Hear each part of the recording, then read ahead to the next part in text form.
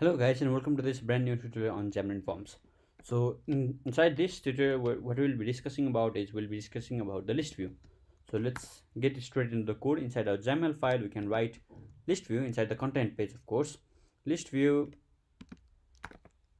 name equals to list view, right? And inside the list view, what we have to do is we have to write bare minimum code to, this is the bare minimum code that I am writing inside the list view to render items inside the list view. So what I'm doing here is I'm saying to the list view that this is the items that you have to render, and the data, and this is the data template, and this is the view cell. So inside the view cell, you can place any of the items that you like. So let's say label for now, and let's put in text of binding. So what is binding? So binding, what it does is we have, let's say, a list here, right? List of, let's say, string string list equals to new list string, right? Simple. And inside the list we can add some items, and we can say that it is item 1, item 2, item 3, and item 4, right? So what we can do is list view dot item source equals to list. Simple. So what this binding does is it takes the item from this list and renders it as the text.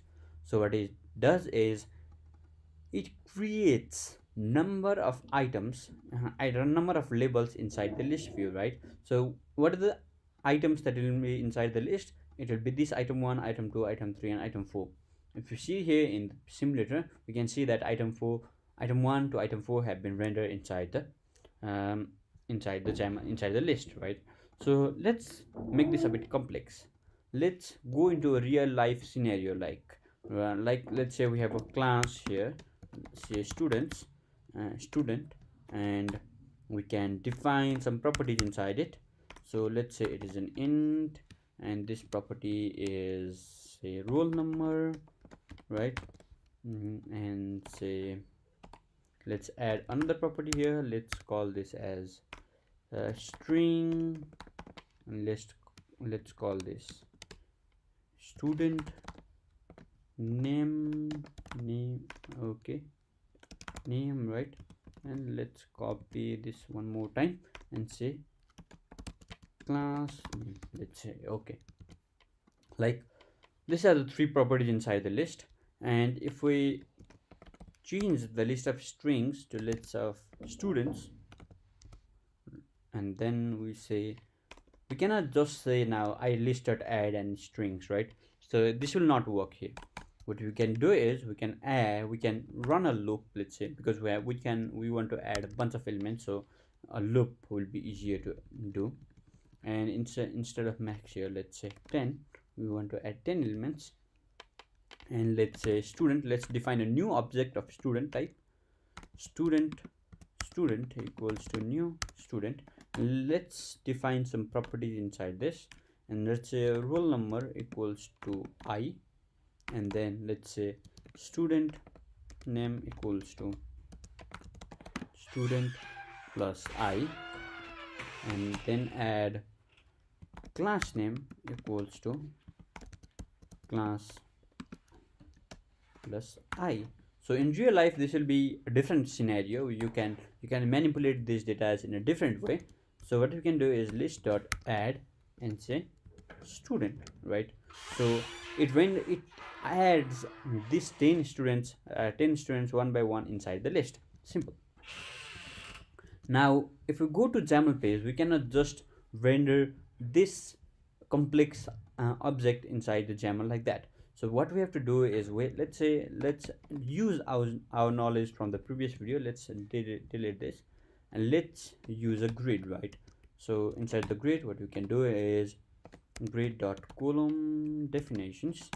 Let's add a column definition of width 1 asterisk. So we want to give 3 columns, and this occupies 10% of the space. This occupies, okay, let's say if it's 100%, that then it takes 20%, it takes 30%, and it takes 10%. That doesn't make sense. So this will take 20%, this will take 60%, and this will take the remaining 40%, right? Okay, I'm not getting that correct too. Let's say this is okay. What it will do is, out of the 6, it will divide the 6 columns into a 6 layout, the grid into 6 different columns, and then the first column will only occupy 1 column, and then the second will occupy 3 spaces, and then the third column will occupy 2 spaces, right? And then let's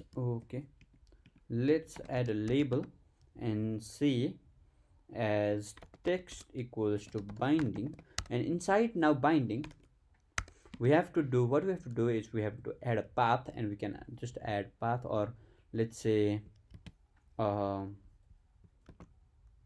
property, right?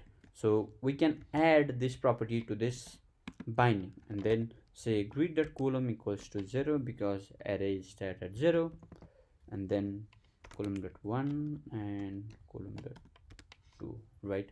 So we don't want to render just roll number, we want also to render a student name, and then finally render a class name. So each property will be mapped to this label respectively. So I think I got that right. And if we go into our simulator here, our simulator is running, and as you can see we have 3 different columns of 10 different students, and this is done, right? So if you can see, we can just select our students, and if we look into the code, what we can also do is ListView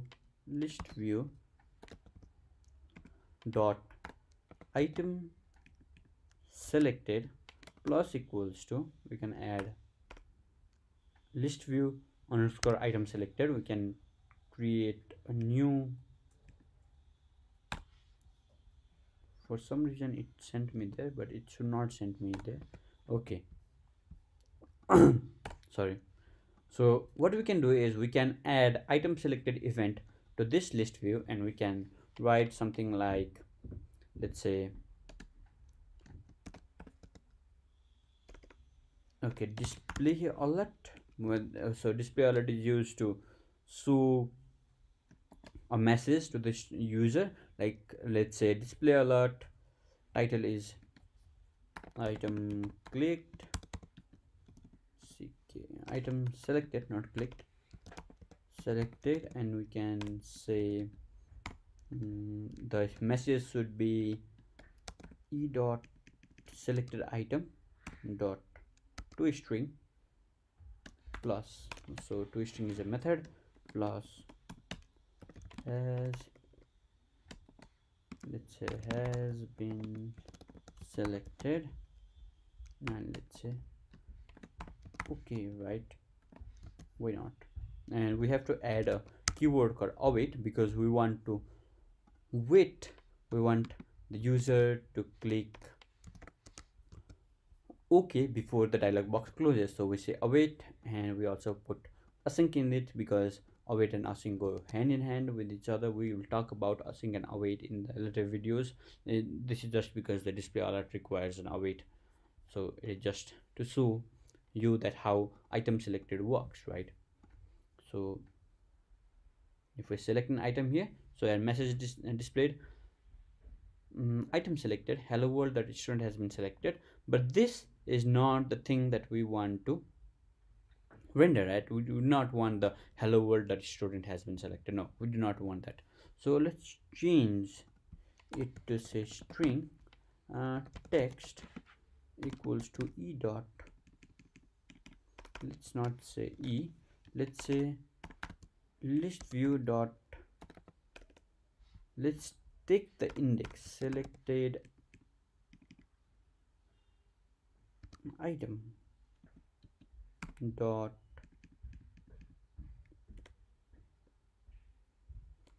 okay, let's say this as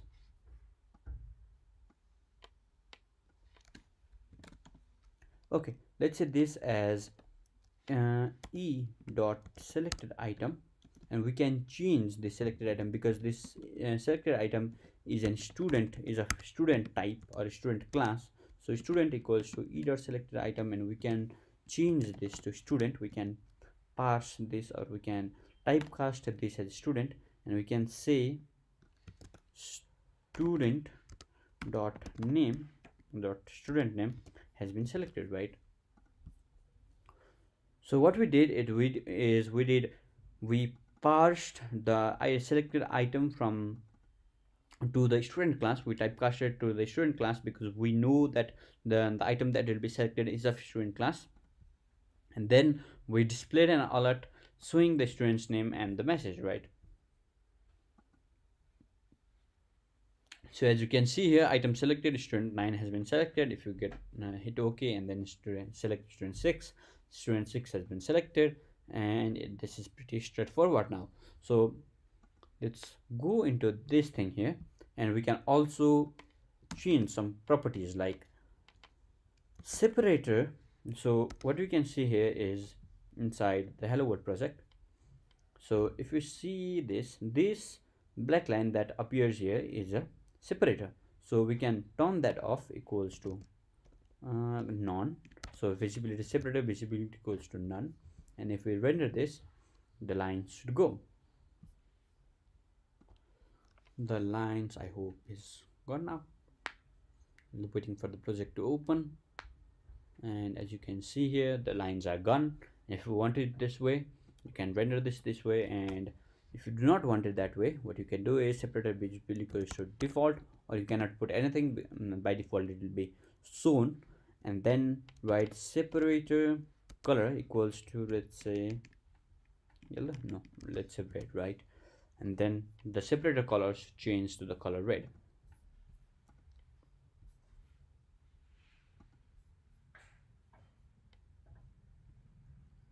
So as you can see here, the separator color has been changed to red.